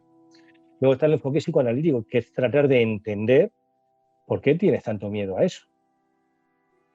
Ese miedo exagerado se debe a algo, a un trauma infantil, a una asociación a nivel de sentido, a nivel que sea, a nivel inconsciente, y el psicoanálisis trata de averiguar cuál es la conexión para a nivel emocional, a nivel subjetivo, tratar de deshacer esa conexión y liberar el problema. Entendiendo que si el problema de base no lo resuelves, puedes curar la fobia al perro y pasado mañana desarrollar una fobia al gato. A veces pasa que se cura, digamos, a lo bestia eso, y pongo un ejemplo un poco, digamos, jocoso, pero que en verdad le pasó a un amigo mío. Cuando era pequeño, pues estaba en un pozo y 3 ratas o 4 le mordieron, ¿no? Y él pilló entonces un miedo atroz a las ratas, ¿no? Fíjate aquí que su hermano se casó con una chica hindú de la zona del Punjab y tuvo que ir a la boda, ¿no? Y creo que ahí hay 1 millón, que la rata es sagrada, y mientras te estás casando había 1 millón de ratas por allí. O sea que él se curó a lo bestia su miedo, porque es que, claro, eran ratas, digamos, creo que son diferentes, ¿no? Creo que se llama el Templo de Oro o algo así, que hay 1 millón de ratas allí, creo, sueltas por todos lados, ¿no? Y fíjate el hombre lo que tuvo que pasar, porque así, incluso tuvo que poner en su día la vacuna contra la rabia, porque, en fin, eran ratas de pozo, pero bueno. Y él incluso veía un ratoncillo y se iba corriendo, ¿no? Y fíjate tú cómo tuvo que curarse el hombre, pero en cuestión de horas, ese miedo o esa fobia, ¿no? O sea, que a veces, fíjate tú, que a veces tú hay que ver por qué pasa, pero en estos casos que a veces no tiene digamos, más remedio, ¿no? Es como gente que se ha visto que no sabía nadar, tenía miedo, digamos, a no hacer pie en el agua, pero aprendió a bucear y de ahí es que se quitó el miedo al agua, ¿no? Porque también cuando hay algo, digamos, desconocido o que no dominas, también te puede dar mucho temor a perder la vida, a hacerte daño, ¿no? Volviendo a ese miedo desconocido, a lo sobrenatural. A mí, por ejemplo, fíjate, desde pequeñito, pues la oscuridad siempre me ha dado mucho respeto. Más que miedo, sí, un poquito de miedo, es cierto, hasta que, bueno, poquito a poquito ya me voy acostumbrando y al final, pues, me calmo, ¿no? Pero ese miedo a la oscuridad que se tiene, bueno, yo creo que lo hemos tenido la gran mayoría, ¿no? De las personas que estamos aquí en estos momentos escuchando, viendo y participando en el programa. ¿Por qué se produce este miedo a la oscuridad? Hombre, en este caso, Fernando, el miedo a la oscuridad es un miedo atávico. O sea, es de los miedos que más profundamente se encuentran metidos en nuestra placa base cerebral, por así decirlo, porque nos retroantiguos nos creamos realmente un animal, y un animal para que no se encontraba además dotado para poder ver o defenderse en la oscuridad, y dependía de sus sentidos de una manera absolutamente primaria. Por eso es uno de los miedos básicos que tenemos. Por otro lado, y simplemente volviendo un segundito a lo que decía Juan G., del tema de que a veces se quitaba el miedo un poquito a lo bestia, a veces había que recurrir a métodos externos, como era, por ejemplo, en nuestra guerra civil o en la Segunda Guerra Mundial, el reparto de coñac antes de realizar un asalto de infantería, o que en España se le llamaba saltaparapetos al coñac en la guerra civil, porque antes que iba a haber un ataque, siempre cuando se repartía coñac ya se sabía que venían las cosas bastante complicadas. O a recurrir a pequeñas muletas o pequeñas herramientas que nos pueden servir para tratar de desviar la atención y controlar el miedo, como puede ser, a los que les gusten las películas de guerra, por ejemplo, el cigarrito que se le ofrece al que va a ser fusilado, o antes de realizar cualquier tipo de acción. El cigarrito o el cigarro no le va a ayudar, pero sí le permite distraer la sensación de miedo canalizándolo hacia otro sitio, de la misma forma que puede ser la oración o que puede ser algún tipo de tocar un amuleto o cualquier tipo de cosas. Son herramientas que nos ayudan a desviar la atención del miedo que se tiene. Quisiera Yo te decir voy a una contar cosa una que... anécdota. Ay, perdón. No, Ana, adelante. Que quería contar una anécdota. Bueno, cuando era estudiante de Historia del Arte en la universidad, sabéis que, bueno, pues nos hacen hacer estudios, sobre todo pictóricos y demás. Y, bueno, pues yo tuve un profesor que, digamos, que nos asignó a voleo una serie de obras. Entonces a mí me tocó hacer La Pesadilla, la obra de Fuseli, Jonathan Fuseli, exacto. Y este señor era contemporáneo de Goya, ¿vale? Entonces hay un cuadro suyo que se llama en inglés The Nightmare, que es La Pesadilla. Efectivamente, También sí, sí, sí. hiperconocido dentro del mundillo del ocultismo y demás, porque este señor en 1781 se le ocurrió hacer un cuadro en donde aparece no solamente un íncubo encima de una mujer, muy parecido a lo que utiliza el miedo japonés, ¿vale? Esos personajes que vuelven del más allá y se apegan directamente a lo que es la persona que está viva, sino que además aparece, pues, o sea, aparece un caballo y demás. Y nada, y me estaba acordando ahora y lo he buscado. Y yo la noche que tuve que empollarme ese cuadro, porque al día siguiente me iban a examinar, la verdad es que lo pasé fatal, porque los ojos de ese demonio es algo que se me ha quedado un poco en el tintero, ¿vale? Son unos ojos así muy, muy turbadores. Y recuerdo que cuando le pregunté a uno de los profesores que sabía bastante de la materia, pues porque indagaba en estos tipos de cuadros, ¿no? En donde hay un cierto romanticismo, pero también hay una intención muy clara de querer meter en la obra el ocultismo, el terror, mezclarlo con, incluso te diría yo, hasta con el erotismo de la mujer así.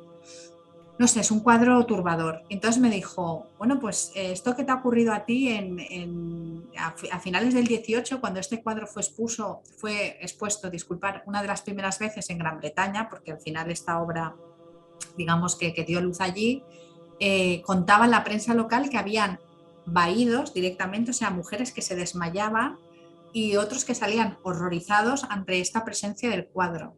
Entonces me choca porque, fijaros, estamos hablando de finales del 18 y claro, el lenguaje visual que había en la época era el arte. Pues es que hasta en pintura se ha querido mostrar esa desazón de la imaginación, eso de lo irreal, lo que yo decía al principio, ¿no? Que existe un miedo a lo real, que puede ser al vecino loco, que te puede, yo qué sé qué, y a esa parte entre fantástica y onírica, que bueno, que parece que cada vez es más real en la vida.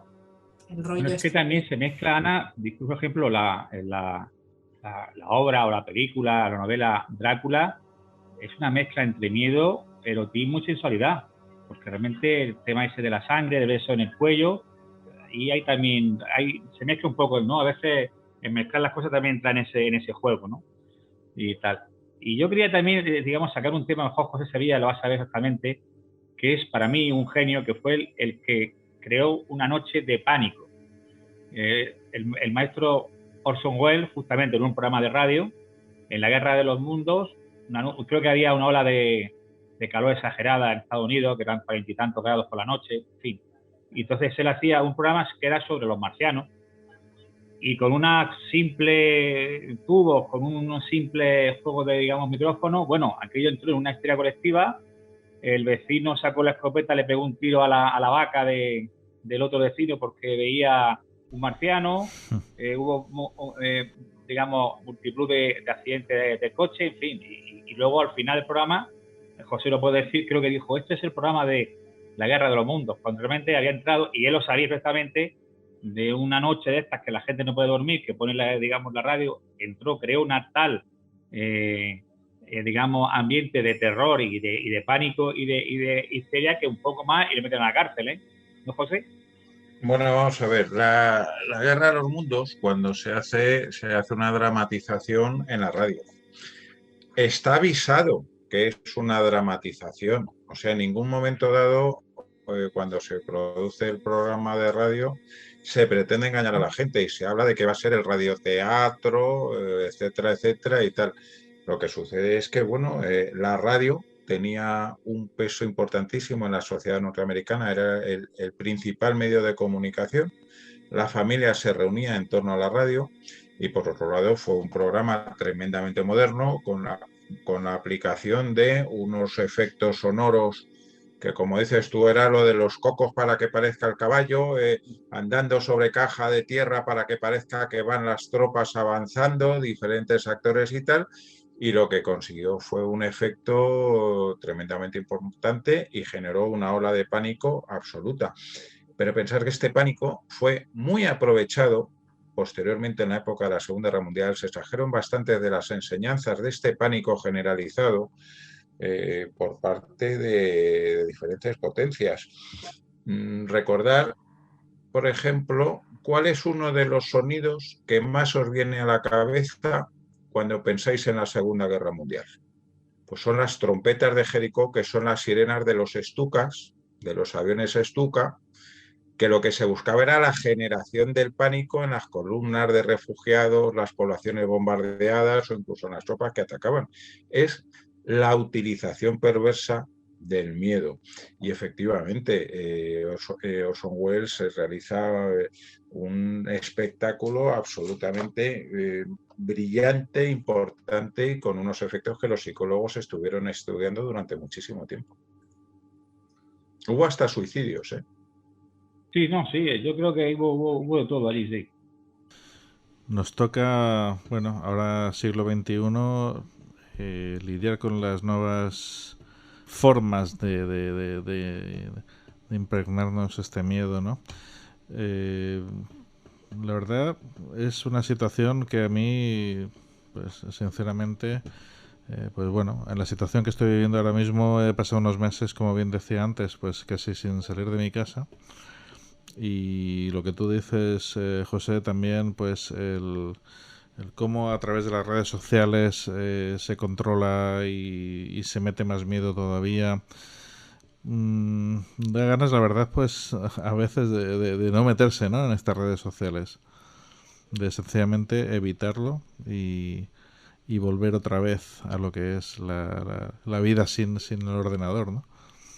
Yo creo que si vuelvo al miedo, igual como yo soy de educada, creo que hay dos tipos de miedo potencialmente utilizados en esta sociedad, ¿vale? El miedo como experiencia de diversión, que es un poco lo que he contado antes, pues eso, ir de safari y a ver qué pasa. Sí. Donde juegan, creo que ahí me puede ayudar bastante Ángel, si no lo digo bien, la adrenalina o la norepinefrina, que son, creo que, los dos neurotransmisores más importantes en lo que es la sensación esa de estar dopado con algo, y que hay gente que le gusta esa sensación y yo qué sé, y la velocidad, por ejemplo, casi todos los que están enganchados a la velocidad, ese rollo del subidón de adrenalina lo tienen. Y creo que el miedo como experiencia en donde tú pagas un dinero por ver una película o te vas a un parque de atracciones y demás, creo que va un poco por ahí. Y luego, pues lo que decía José y también ha comunicado Juan G., el miedo como herramienta de gobierno, que puede ser en unos casos más exagerado, en una dictadura desde luego es evidente que todo el mundo tiene miedo a todo, o puede ser más velado, pues como muy bien dice, a raíz de la Segunda Guerra Mundial hubieron muchísimos experimentos, y de esto podemos hacer un programa también, en donde se apelaba prácticamente a que el gobierno debía de filtrar, casi diría que la autoestima de todos sus habitantes por el miedo. Y en razón de ese miedo, pues que la gente pudiera actuar o se quedara más paralizada o demás. Yo creo que aquí, creo que en España hemos sufrido un experimento social con el tema de la pandemia. Creo que José Sevilla lo ha explicado muy bien. Y este experimento social pues dará unos frutos que pueden hacer daño o bien a la sociedad en un futuro. Creo que esto que nos ha pasado a todos, si queremos que salga algo bueno, lo tenemos que tamizar y reflexionar. Desde hace tiempo, a nivel personal, yo hace tiempo que, y lo digo así, que la televisión la veo como más bien perjudicial en el sentido de la información o la deformación que otra cosa. Las redes sociales, pues es que hay tanta información que si no se filtra vuelve a ser otra vez desinformación. Y entre esos dos mundos me muevo yo. El miedo a lo real, que es a no tener posibilidades de poder pagar un techo y vivir dignamente. El miedo a lo fantástico, a bajar la mano en mi cama a ver qué pasa. Ya lo he dicho muchas veces, esta noche no dormiré, lo sé. Y por supuesto el miedo atávico, que es lo que estamos diciendo, que son situaciones que te pueden pasar cotidianamente y que de repente la cabeza te da un clic y dices, Dios mío, es que lo estoy pasando fatal. Y puede ser desde quedarme encerrada en un ascensor hasta, no sé, hasta cualquier cosa de estas. Entonces, creo que desde distintos puntos de la propia sociedad este miedo se va alimentando por mi propia conciencia y también por la sociedad, porque le interesa tener, pues eso, creo que a los gobiernos les interesa tener ciudadanos miedosos. Ángel. Sí, a ver, el miedo se está utilizando, se ha utilizado siempre para controlar poblaciones, para controlar a personas. Eso es un hecho. Hay un control que es sano, que es legítimo, y hay un control que es malsano, que supone una explotación de las personas, y por desgracia lo estamos viendo más de la cuenta. Yo quería volver atrás a lo que planteaba Ana con los cuentos, a lo que planteaba Juanje con el arte, que es el tema de la representación del miedo. El miedo necesita ser representado. De lo contrario, tenemos una ansiedad innombrable que es inmanejable. Y lo representamos con pintura, con programas de radio, con películas, y ahí pueden pasar dos cosas. Al representarlo, al concretar un miedo que puede estar indefinido a nivel interior, a nivel inconsciente o a nivel incomunicado, le damos una forma que lo puede minimizar, lo puede concretar, lo puede hacer manejable, o lo podemos exagerar y podemos aumentar sus efectos y promover la desorganización y el daño al sujeto. Creo que algunas de las películas que se están haciendo últimamente, sobre todo películas americanas, lo que hacen es exagerar, lo que hacen es agrandar y potencialmente dañar. Pero incluso las películas más exageradas que a mí me cuesta o se me hace imposible ver, he tenido pacientes a los que les resultaban terapéuticas. Pacientes con miedos innombrables que poniéndose estas películas podían conectar esas sensaciones que no podían representar, que no podían pensar, que no podían conectar con nada, las conectaban con estas imágenes y de repente empezaban a tener sentido. Después venía todo un trabajo de elaboración, de aproximar eso a algo más manejable, de ganar control sobre ello, pero de entrada ganaron la capacidad de representar algo interno, que es lo que han ido proporcionando las distintas artes a lo largo de los siglos. Y luego, en relación con los cuentos, me preocupa unas herramientas que se han ido utilizando para representar miedo, para avisar de peligro, de las brujas del bosque, de los extraños, de los lobos y demás. Últimamente, en una sociedad que busca no asustar a los niños, con un buenismo, con un tratar de rebajarlo todo, se han ido edulcorando y han ido perdiendo poder representativo, con lo cual los niños se quedan sin herramientas para representar las ansiedades, los problemas interiores y por tanto completamente desnudos, desprovistos del arsenal simbólico que hace falta para trabajar con esas emociones. Y eso es un problema. Fijaros, por ejemplo, que es muy interesante lo que estás comentando, Ángel, de dos películas que para mí, además son del mismo director, que representan el control sobre el miedo y cómo llevar al espectador como una pelota a donde quieres. La primera de ellas es Tiburón. En la primera de Tiburón, que aparte del efecto social que tuvo tremendo, que había gente que acabó teniendo un pánico a meterse en el agua o que si le rozaba un chanquete el dedo gordo del pie salía despavorido de lo que fuera, no se ve la película hasta que lleva prácticamente casi 2/3 no sé el Tiburón hasta que lleva 2/3 de película. Y otra película, también de Spielberg, en la cual se genera una situación de ansiedad, de estrés absolutamente terrible, es El Diablo sobre Ruedas. En El Diablo sobre Ruedas no se llega a ver al conductor del camión al que persigue a la actor, cuyo nombre ahora no me acuerdo, pero era el famoso MacLeod, no se le ve. El único momento que se ve al conductor del camión es un momento que está la puerta abierta y no se le ve el cuerpo, sino simplemente dos botas vaqueras. ¿Cómo se juega con lo indeterminado para generar el miedo en el espectador? De hecho, casi cuando aparece el tiburón es cuando empieza a dar menos miedo la película que cuando simplemente se juega con la música de John Williams, con esos ataques en la noche mientras la chica está nadando, etcétera, etcétera, en la cual tú te estás imaginando cosas todavía muchísimo más terribles que los que dice la propia película. Es un manejo fantástico del tema del control de las emociones del público. Este miedo, este control de las emociones, como tú bien dices, precisamente ha favorecido, ¿no?, la industria del cine. Hombre, vamos a ver, habéis hablado de Drácula. Los Drácula, por ejemplo, de la serie esta de Crepúsculo, los vampiros estos, vamos, es que dan pena. ¿Cómo queréis que os diga? Miedo da el Nosferatu de Murnau. Ese sí que asusta. Estos otros, que además dice son vampiros, tienen 300 años y no han aprobado el COU, pues es que dan un poco de lástima. Bueno. Pues nos estamos acercando, apenas faltan ya 15 minutos para que termine este programa. Y bueno, tenemos aquí a un grandísimo profesional como es Ángel Sánchez Baillo, a quien debemos de exprimir al máximo acerca de lo que es el miedo, acerca de cómo afrontarlo, ¿no?, de cara pues a aquella gente que nos está escuchando en estos momentos o nos está viendo a través de YouTube.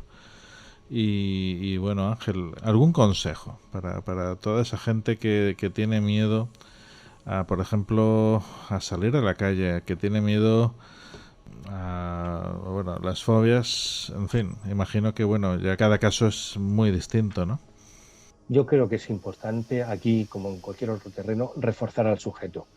Una fobia la puedes superar a veces tirando al niño a la piscina si tiene miedo, o llevándolo a la India con 1000 ratas, sometiéndolo pasivamente, tratándolo como objeto a una experiencia que puede solucionar la cosa. Pero puede salir el tiro por la culata y se puede romper, se puede traumatizar, puede desencadenar un estrés postraumático, un brote psicótico, cualquier cosa. Creo que lo recomendable siempre es promover al sujeto, empoderarlo, que sea uno, el propio miedoso, el que vaya enfrentándose al miedo de forma progresiva, con más apoyo, con menos apoyo, investigando el origen del miedo. Cuando esa persona no quiere afrontarlo. Si uno no quiere afrontarlo, de entrada yo respetaría la decisión de una persona, al menos de entrada, y esperaría a que las circunstancias le obligasen a afrontarlo. La realidad nos hace exponernos a la realidad, exponernos a los perros que hay en la calle, a los espacios abiertos, a los espacios cerrados, y si alguien que tiene miedo decide no afrontarlo, es por algo. Yo le daría un espacio de escucha, trataría de entender qué representa esta negativa a afrontar el miedo. A lo mejor está tratando de tener un poquito de control en su vida cuando siempre le están empujando para un lado y para otro. A lo mejor está tratando de hacer algo que tiene sentido. Y solo progresivamente, solo a partir de su voluntad, solo a base de apoyo, dejar que surja la estrategia para ver cómo se afronta eso. Si lo convertimos en una víctima de nuestras maquinaciones terapéuticas y le empujamos, no sabemos dónde nos veremos. A lo mejor muchas veces nos sale bien, pero puede no salir bien. Ana, estamos todos muy callados esta noche. Bueno, es que el miedo paraliza, entonces yo creo que aquí todos estamos un poco contenidos. Yo quiero hacer un repaso a lo que fue el miedo en el siglo XIX, por ejemplo. A finales del siglo XIX el miedo era Drácula, el miedo era personajes como Frankenstein, y sociológicamente ese miedo tenía que ver con el espíritu de la propia evolución en el campo de de la industria, la sensación de que, fíjate, esto está estudiado sociológicamente, de que los trabajadores no queríamos dejar nuestra sangre a manos de esas empresas que fijaros, Drácula es en 1897, o sea, ni derechos laborales ni de nada, o sea, había un miedo por parte de la sociedad que se canalizó así y que, bueno, pues que no se quería que estos trabajadores, pues de alguna manera que no tenían ningún tipo de derechos, pues murieran trabajando, produciendo, en alguna manera dieran su sangre, les quitaran su sangre, que luego Drácula mete un poquito de erotismo y demás, vale, pero que había un miedo, igual que Frankenstein, a que el ser humano fuera continuamente desplazado de su lugar de trabajo por la máquina. Luego este miedo se sofistica un poco más, ¿no? Y yo me quedo, pues fíjate, fijaros, me viene a la cabeza el libro Soy Leyenda, que se escribió en 1954, justo un poquito antes de la obra tan distópica de Orwell, 1984, que se hace en 1949, o sea, después de la Segunda Guerra Mundial. Hay una serie de miedos que son distintos, que es el miedo a que el ser humano se deje conducir por un ente superior, 1984, y el miedo a que el ser humano se quede solo, pues porque hay una pandemia, un gas letal. Imaginaos en la Segunda Guerra Mundial todos los experimentos que se hicieron con el TNT y todo esto. Y bueno, esto se recoge en la literatura. Pero a mí particularmente el miedo que más me da, y me voy otra vez a un libro, es el miedo de lo cotidiano. En 1991... Bret Easton Ellis escribe American Psycho y se lleva al cine, y de repente nos damos cuenta que un yuppie, que supuestamente es el tío que tiene de todo y que no le falta de nada, pues puede ser el más sofisticado asesino o psicópata, en fin, que el miedo cotidiano para mí se traslada a todo ese mundo que había de lo fantástico, incluido el vídeo de Michael Jackson que todos conocemos, de Thriller, que es un vídeo brutal, ¿vale? Pues todo eso fantástico, onírico, se transforma por un miedo a la maldad.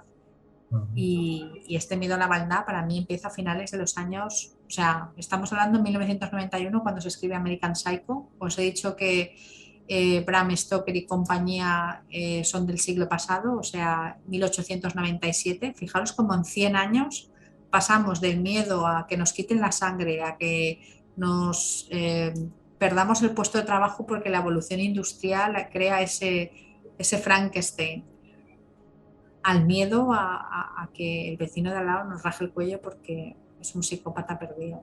Pero es que por desgracia esto también se podría llevar a la propia superinteresante. realidad, Ana, ¿no? Me parece súper interesante esta lectura sociológica de lo que ha sido la literatura del miedo. Y por supuesto se ha visto reflejado en el cine. Los miedos han cambiado, sí. Evolucionan quizá los miedos. Sí, pero me refiero, Ana, a eso que esto mismo que estás diciendo, que sí que se podría llevar a la realidad, porque por desgracia no sabemos a la persona que tenemos a nuestro lado, y ya se han dado efectivamente casos bastante sorprendentes, ¿no? Entonces... Es que estoy diciendo, el mal se ha sofisticado. Sí. Y ese reflejo de ese mal sofisticado es la sociedad que lo recibe en forma de literatura o en forma de cine. Para mí hay un gusto demasiado exagerado por lo morboso. Y esto no me gusta nada. Como ser humano no me gusta que la gente se recree en lo morboso y en lo realmente malvado. O sea, es que no me hace ninguna gracia. Y no sé esto, yo no tengo la respuesta a esto bien de dónde viene. El ser humano nunca ha sido tan morboso como ahora. Ha tenido ese puntillo, pero lo de ahora es, no sé si son las redes, no sé si es el cine, no sé si es todo a la vez, no sé si es una sociedad que educa un poco raro, pero sí. Vamos hacia un camino en donde la raíz del mal está cada vez más a flor de piel y no sé, lo dejo. Pero Ana, perdona, eso, ¿no crees que eso tiene mucho que ver con la absoluta pérdida de los valores éticos y morales de la sociedad occidental? Totalmente. Totalmente. Porque tú me estás hablando de American Psycho, pero por ejemplo, el gran éxito del cine de los años 90 fue El silencio de los corderos, el personaje de Aníbal Lecter. Que Aníbal Lecter supera con mucho, es un individuo listo, sofisticado, culto, con poder y que disfruta con una gastronomía un poco Peculiar. cuestionable, ¿no? Sí, sí, sí. Es decir, la sociedad va cambiando. Antiguamente el miedo era a no tener leña suficiente para pasar el invierno o no tener suficiente trigo para hacerte unas gachas y poder sobrevivir hasta la primavera, o que te viniera el pedrisco y te dejara en el hambre. Ahora mismo la sociedad, que ya tiene cubierto dentro de la pirámide, esta de Maslow, creo que es, ¿no, Ángel? La pirámide de Maslow, que tiene ya cubierto el alojamiento, la comida, aunque haya mucha gente que lo está pasando mal, pero existen unos servicios sociales, existen una serie de medios, es decir, no te van a devorar los lobos, caído en la nieve, en una palabra. Entonces va sustituyendo estos miedos más vitales por otros que podemos considerar, entre comillas,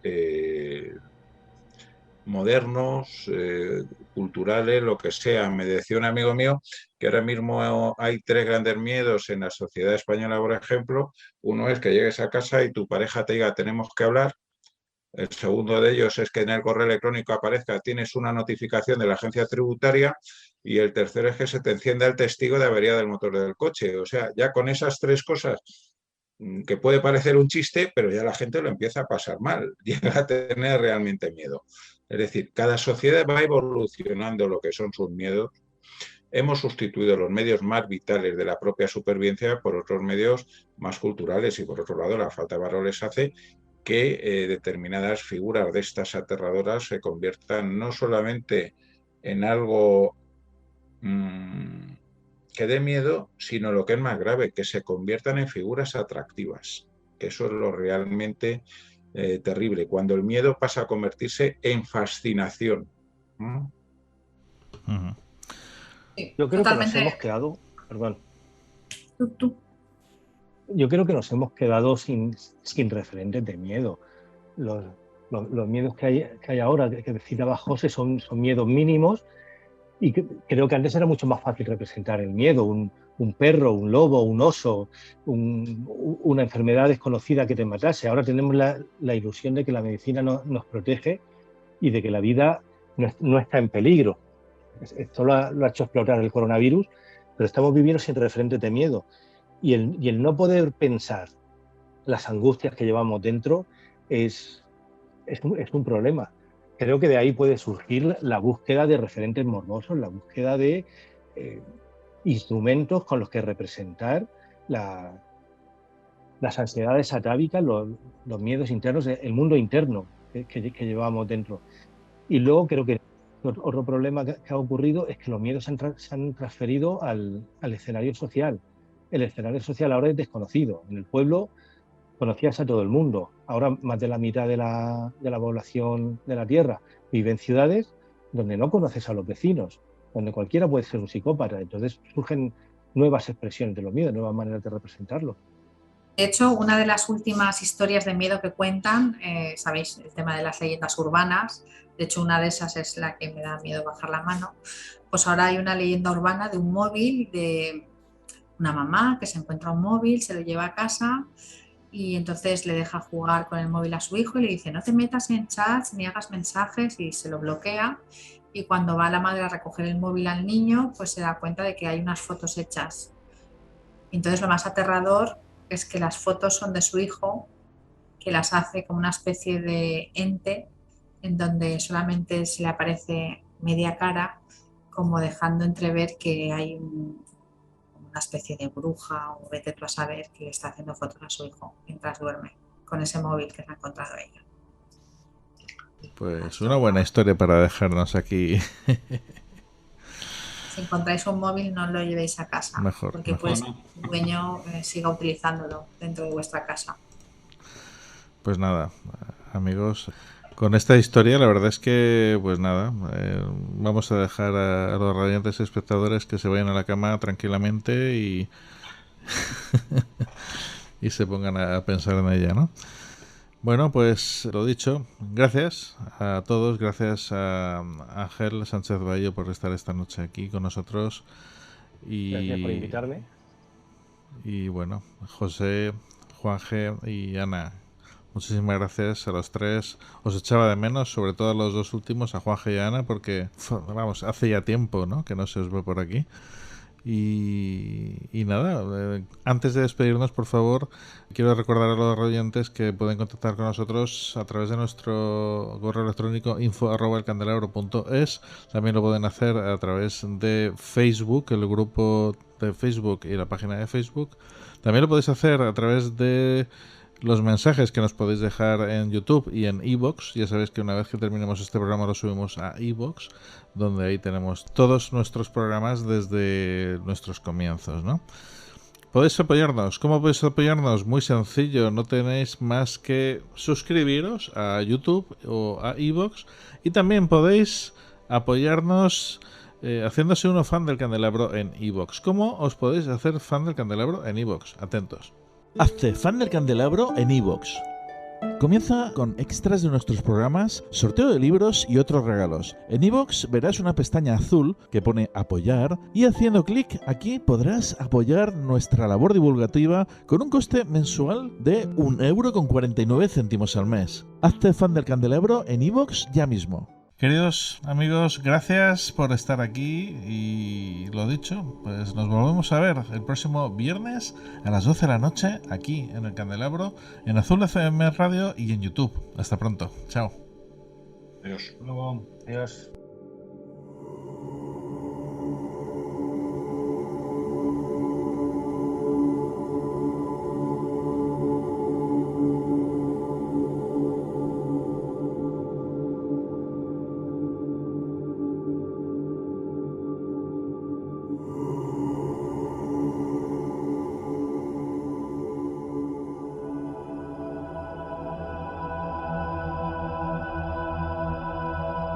No hay palabras, no hay sentimientos ni emociones, tan solo vacío, vacío absoluto. Y ese sonido, el sonido de las esferas, el sonido de la profundidad del espacio, el sonido que proviene de otras dimensiones y de esos otros mundos ignotos. El sonido de la creación desde el regazo de Dios, el sonido del Génesis.